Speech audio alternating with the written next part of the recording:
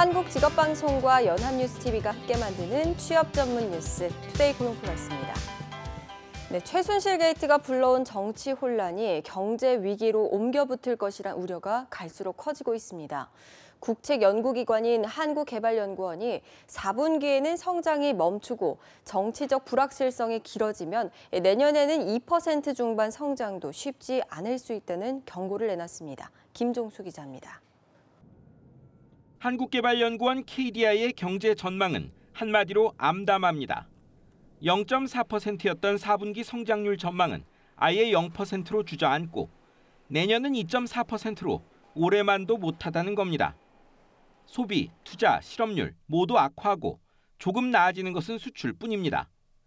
문제는 이조차도 조건이 맞아떨어질 때나 가능하다는 겁니다.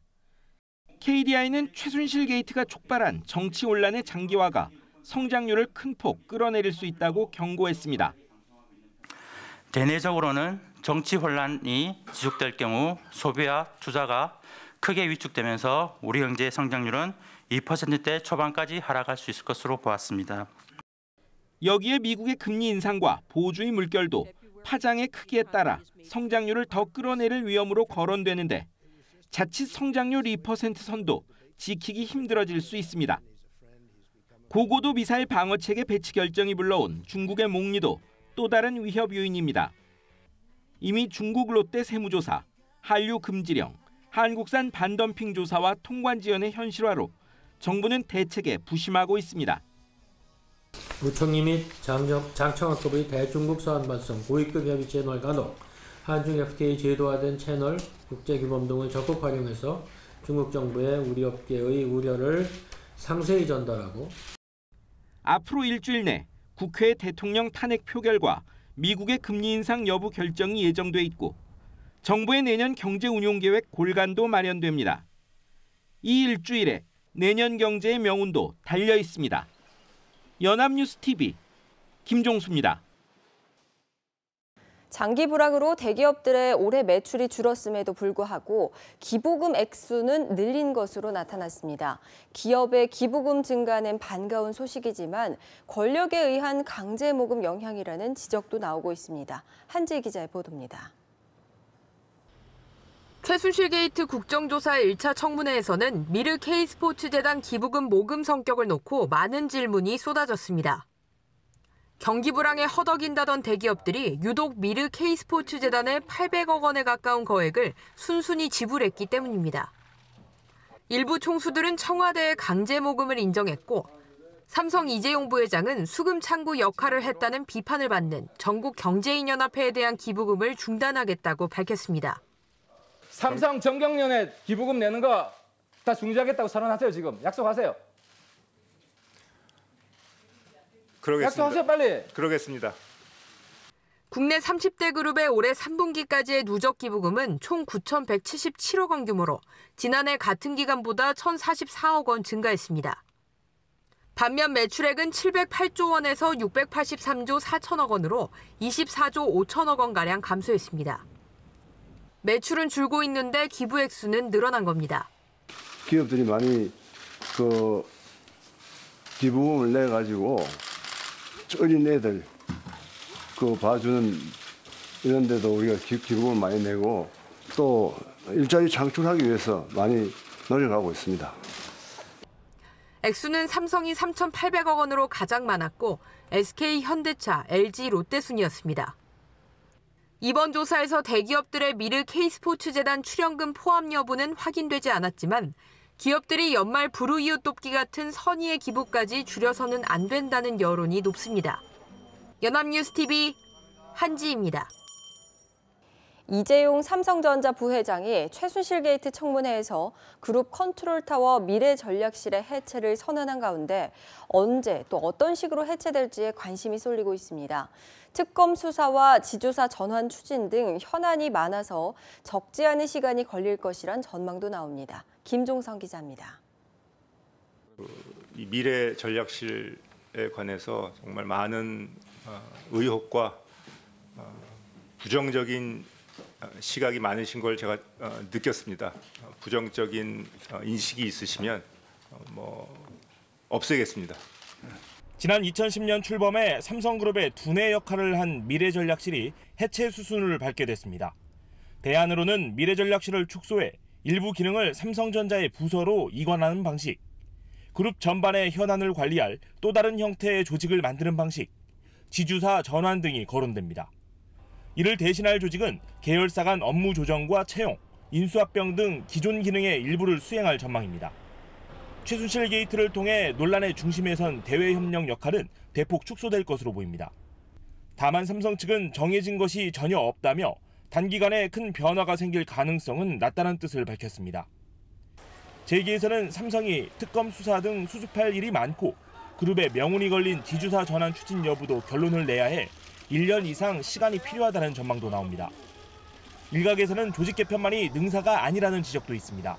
컨트롤 타워가 있다는 것이 문제가 아니라 그것이 비공식 조직으로서 권한과 책임이 일치되지 않기 때문에 문제가 되는 것인데 올바른 어떤 리더십과 비전을 보여주기를 바랍니다. 변화의 갈림길에 선 삼성그룹의 앞으로의 행보에 온 국민의 시선이 집중되고 있습니다. 연합뉴스TV 김종성입니다.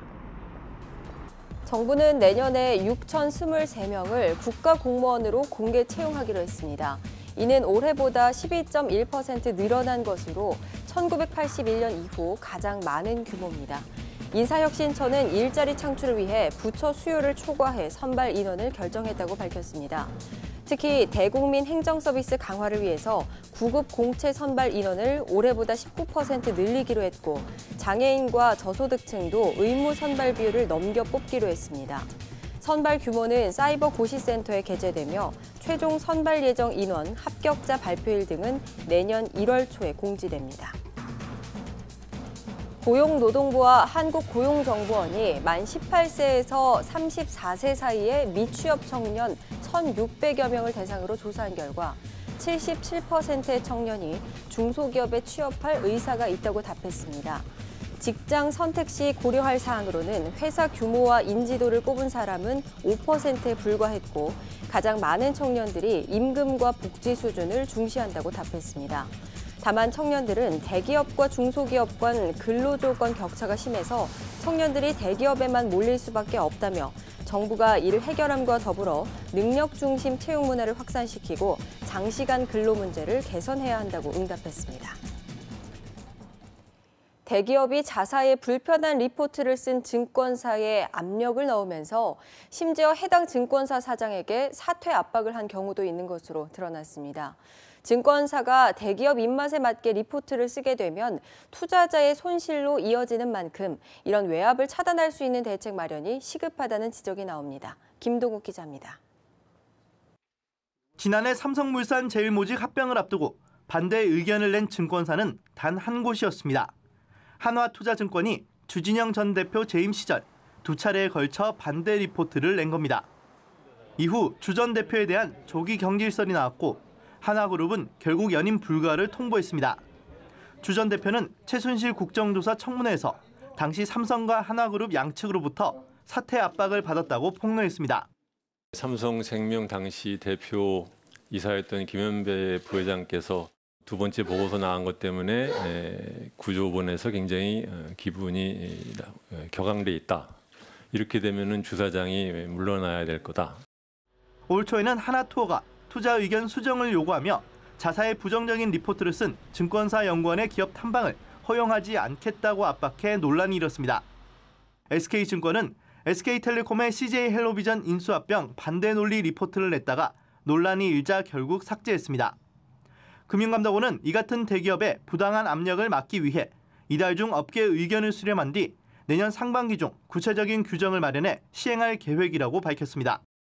객관적이지 못한 리포트는 결국 투자자 손실로 이어지는 만큼 실효성 있는 대책이 필요하다는 지적입니다. 연합뉴스TV 김동욱입니다. 70여일 넘게 이어진 철도 노조의 최장 파업이 곧 종료될 것으로 보입니다. 코레일 노사가 지난 7일 열차 운행 정상화를 위해서 서로 노력하겠다고 합의했습니다. 남현호 기자입니다. 지난 9월 27일 시작돼 70여일 넘게 이어진 철도 파업이 종료 수순에 들어갔습니다. 코레일은 노조와의 집중 교섭에서 열차 운행 정상화를 위해 파업 사태를 해결한다는 내용의 합의를 이끌어냈다고 밝혔습니다. 그동안 불편을 끼쳐드려 국민 여러분께 사과드립니다. 그간의 갈등과 위기를 기회로 삼아 보다 안전하고 질 높은 서비스로 보답하겠습니다. 노조 측도 정당한 쟁행위로 역대 최장기 파업을 진행했지만 국민적 성원에도 불구하고 최근 최순실 게이트에 따른 국정 마비로 표류해왔다며 사측과의 합의 사실을 인정했습니다. 노조는 절차에 따라 파업 종료 등 입장을 정할 예정입니다. 사측은 이르면 9일쯤 파업 참가자들의 복귀가 가능할 것으로 예상했지만 만약 노조 내부 논의가 길어질 경우 업무 복귀 시점은 늦어질 수 있다고 덧붙였습니다. 다만 노조는 사측의 성과연봉제 도입을 인정하겠다는 뜻은 아니라며 불법적 성과연봉제가 철회될 때까지 투쟁을 이어가겠다고 밝혔습니다. 이번 철도 파업으로 인한 손실액은 최소 1,000억 원대에 달하는 상황. 코레일은 파업이 끝나더라도 파업 참여자에 대한 손해배상 소송과 징계는 예정대로 진행할 것이라고 밝혀 또 다른 갈등의 불씨를 남겼습니다. 연합뉴스TV 남현호입니다. 중장년의 일자리는 크게 늘어난 반면 젊은 층 일자리는 별로 늘지 않거나 오히려 줄었습니다. 통계청에 따르면 작년 12월 기준 일자리는 2,319만 5천 개로 1년 전보다 48만 6천 개 증가했습니다. 연령대별 일자리 증가폭은 60대 이상이 7.9%로 가장 컸고 50대도 3.8% 증가했습니다. 반면 20대는 1.3% 늘어나는 데 그쳤고 30대는 0.5% 감소했습니다. 통계청 관계자는 30대 인구가 재작년보다 8만 3천 명 감소하며 30대 일자리가 줄었다고 설명했습니다. 친환경 성능에 연비까지 좋다고 거짓 광고를 하면서 한국 시장에서 승승장구했던 아우디 폴크스바겐이 결국 역대 최대 과징금을 물게 됐습니다. 거짓말이 들통나자 차량 판매는 급감하고 있습니다. 이경태 기자입니다. 공정거래위원회는 배출가스 기준을 충족하고 동시에 연비도 좋은 것처럼 거짓 광고한 아우디 폴크스바겐 코리아에 과징금 373억 2,600만 원을 부과했습니다. 이는 공정위가 표시 광고법 위반을 이유로 부과한 과징금 중 역대 최대 규모입니다. 차량에 배출가스 저감 장치를 달면 매연은 줄지만 연비는 악화하기 마련인데 이 회사는 연비도 좋고 친환경적이란 광고로 시장에서 돌풍을 일으켰습니다. 2007년 12월부터 지난해 11월까지 인증시험 때만 배출가스 허용 기준을 충족하도록 조작한 배출가스 저감 장치를 장착해 시험을 통과하는 수법을 썼습니다. 잡지와 보도자료 등을 통해 하이브리드카를 넘보는 연비와 친환경성, 미국 50개 주의 배출가스 기준을 충족시키면서도 탁월한 주행 성능을 보여준다는 등의 구체적인 표현을 사용했습니다. 허위 광고 기간 이 회사 디젤 차량 판매량은 이전보다 약 15배 급증했지만 지난해 9월 배출가스 조작 사실이 알려진 뒤엔 판매량이 전년 동기 대비 10에서 33% 감소했습니다. 지난달엔 판매 정지와 소비자 외면 등으로 국내에서 한 대의 차량도 판매하지 못하는 굴욕을 겪었습니다. 연합뉴스TV 이경태입니다.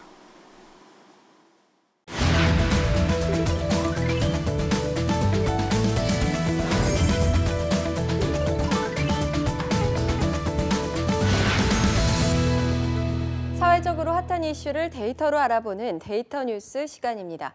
강설이 아나운서 함께합니다. 안녕하세요. 네, 안녕하세요. 데이터 뉴스 시간입니다. 요즘 청년들에게 꿈이 뭐냐고 물어보면 가장 많이 하는 대답이 뭘까요? 바로 건물주입니다. 또 조물주의 건물주라는 말도 유행하고 있는데요. 박송혜 아나운서도 건물주에 혹시 관심 있으신가요? 네, 물론이죠. 저도 언제나 꿈을 꾸고 있습니다. 이 건물주라고 하면요, 따박따박 월세를 받을 수도 있고요. 또 다른 곳에 투자하는 것보다 수익률도 높다, 이런 인식이 강하잖아요. 네, 그렇습니다. 부동산 불패라는 말도 있죠. 그런데 문제는 땅과 건물을 가지고 돈을 버는 사람은 한정적이라는 겁니다. 우리나라 사람을 100명이라고 가정했을 때 72명의 사람은 단 한 평의 땅도 가지고 있지 않고요. 나머지 28%의 사람들이 모든 땅을 소유하고 있다고 합니다.